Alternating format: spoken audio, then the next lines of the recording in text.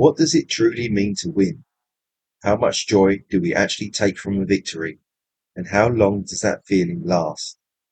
A win almost always feels good in the moment, yet sometimes it can be bittersweet, especially when we care about the person standing opposite us.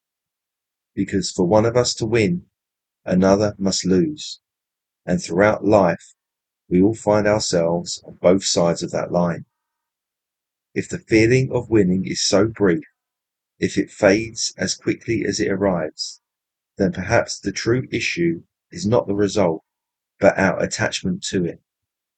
When we allow our identity to hinge on outcomes, we become fragile. When the result doesn't go how we hoped, the easiest response is to blame the external, the opponent, the conditions, the moment. Looking inward requires accountability, and accountability is uncomfortable. From here, two paths tend to appear. One is to avoid challenge, change the environment, lower the difficulty, choose only situations where we feel safe. To do this is to reinforce the idea that failure must be avoided, that the problem lies outside of us. It is easier to lose without trying than to give everything and still not win. The other path is to step forward regardless, to try with everything we have, knowing we may fall short. This is where growth lies, beyond the protective walls of ego and self-preservation. But we can only walk this path when we release our attachment to the outcome.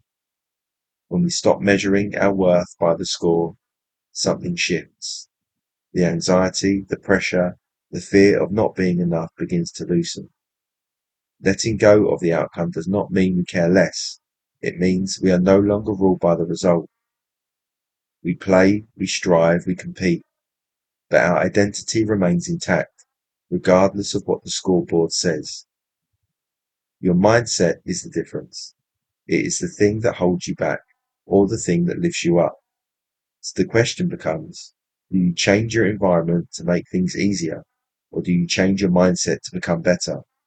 Do you define yourself by a moment, or do you value the experience of growth itself? You are not defined by winning or losing. The deeper lesson is how you carry yourself when things don't go the way you wanted them to. There is strength in striving without attachment, caring deeply without being destroyed by the result. To walk that line is where true confidence is born, because ultimately, the result fades, but who you become in the process does not.